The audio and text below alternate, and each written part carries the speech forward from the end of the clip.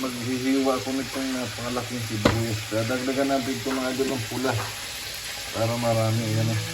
Tapos siyempre itong ating gamit yan, paminta. Konting ano. Ayan. Okay mga idol, mamaya na lang mga ano, pagka nagluto na si Mrs. Ayan mga idol, nahiwa ko para mga porsilas mga idol. Ayan ang panggisa natin.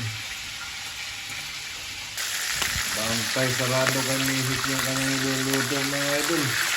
Hindi mahirap ng maagawan. Gigisa na yan mga idol pag natapos yan. Meron pa ditong isa. Ayan. Ayan. Tapos na magluto. Ayan. Yulog yung sibuyas sa pangitan.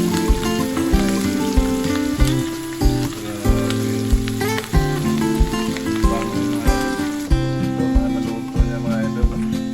Grabe. Tapos papatungan ko sibuyas na to. Ganyan ang masarap.